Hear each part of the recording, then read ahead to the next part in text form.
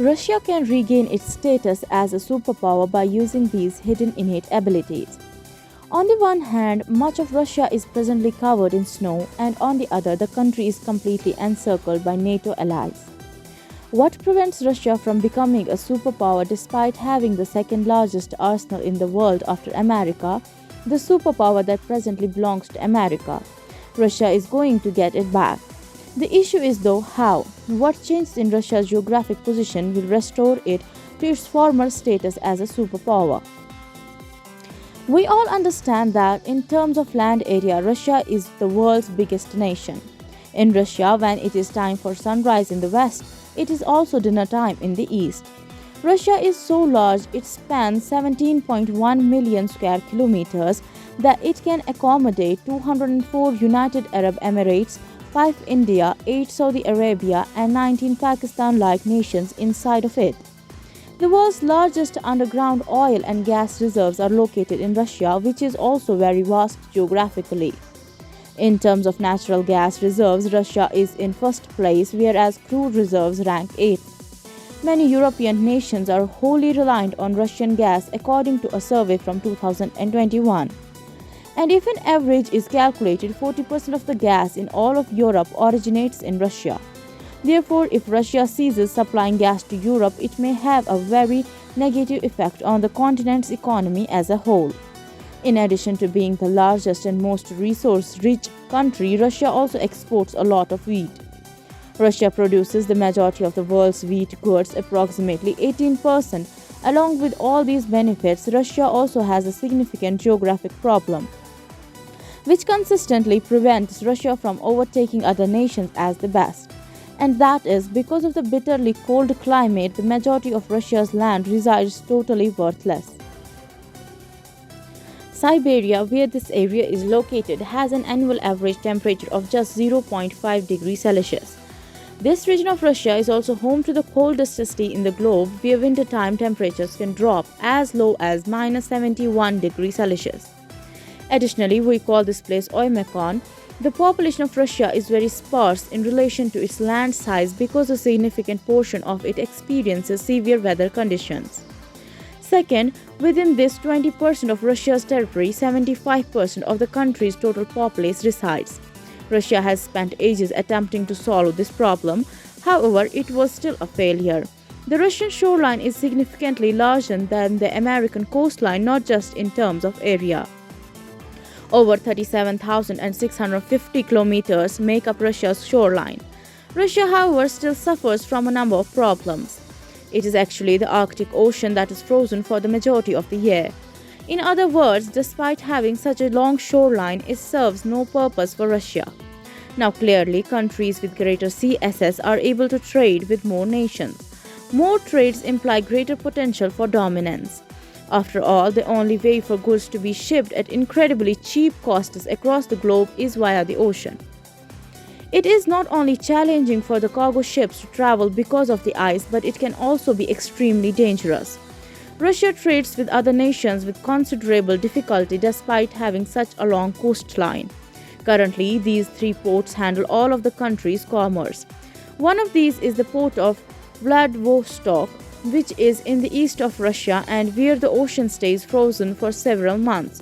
However, when trade begins from this location in the summer, Russian cargo ships must travel through Japanese-controlled ocean waters.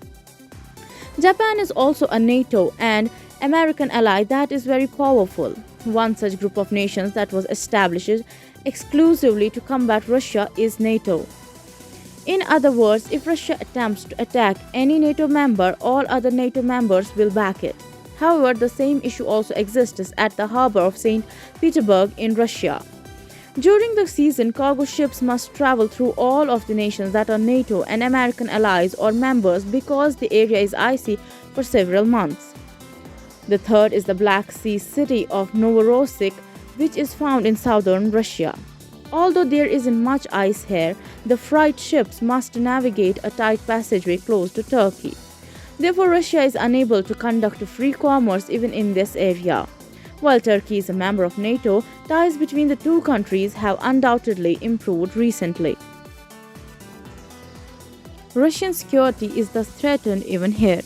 Despite having a lengthy coastline, Russia must first wait for favorable weather before beginning commerce through these ports, and even then, it must obtain the cooperation of NATO allies in order to do so. But despite that, Russia is positioned at 11th in GDP ranking. Gross domestic product is known as GDP. GDP is the shorthand word for the total annual income of all citizens in a nation. One can infer a nation's prosperity from its GDP ranking. However, this is not a reliable method of determining a country's strength. The Russian military has the most nuclear warheads in the world if we consider military strength separately from GDP, greater than America. The Russian military is regarded as the second most powerful force in the world, behind the United States. Russia is not first in this category either, and the reason for that is the chilly climate. No one has so far been able to take control of Russia because of the cold conditions. Napoleon attempted to invade Russia with more than 60,000 soldiers. But because of the extreme cold, his army was forced to take a knee, and only 60,000 of its 70,000 soldiers made it back unharmed. Hitler attacked Russia with 38 lakh troops during World War II. More than 1 million German soldiers died, so it remains a pipe fantasy, and the Russian army captured the remaining survivors as prisoners. This loss shocked Hitler that he killed himself. You must have noticed by this point that Russia is currently stagnating due to the cold. That is, if Russia's chilly climate were to disappear, it would be able to develop by dealing on northern seas. In addition, numerous regions of Russia are rich in priceless materials like gold, uranium, and diamond. But they are unable to conduct their mining because of the chill. In the absence of this cold climate, Russia can achieve high heights of success by mining all these minerals and metals. Wheat is another thing that humans need the most. Russia is the largest exporter of wheat, and as you are already aware. Imagine what else Russia could export if it used all of its territory to produce wheat, as it did when it only used 20% of its total land area. And if this occurs, America could fall far behind other countries in the GDP rankings. Surprisingly, global warming is a method by which Russia can get clear of this cold weather. Russia might re-emerge as a powerhouse in the years to come as a result of global warming. For comparison, these are the nations where the average temperature can reach 11 to 15 degrees Celsius, and experts believe that this temperature promotes human work the most. Human output will start to decline in areas with average temperatures of more than 15 degrees Celsius or less than 11 degrees Celsius. America, Europe, Japan, China, and South Korea are currently affected by this weather range. Surprisingly, each of these nations is mentioned as successful, but according to experts, by 2280, this temperature range will be further north due to the annual melting of glaciers brought on by global warming.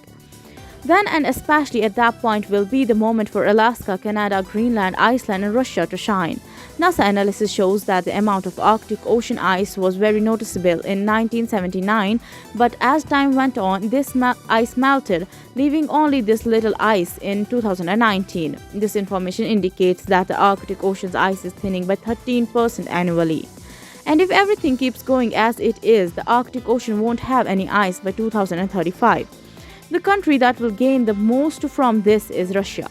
In addition to all of these benefits, Russia also has one more. The melting of the glaciers due to climate change is raising the ocean level day by day.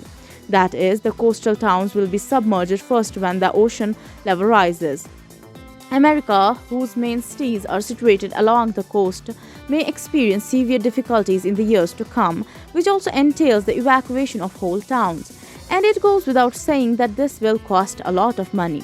In comparison, all of the major cities in Russia are at least 600 kilometers from the ocean, and there are only 3 cities there that are oceanfront.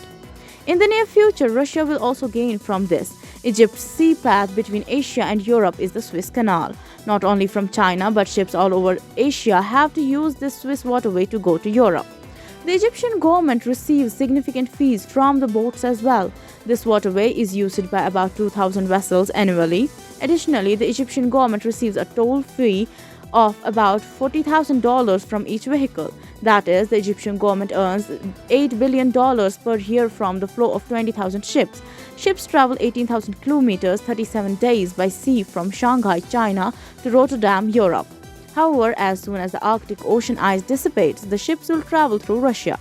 Shanghai to Rotterdam travel would be cut down to 10,500 km in 22 days. In contrast, Chinese businesses will save millions on shipping costs.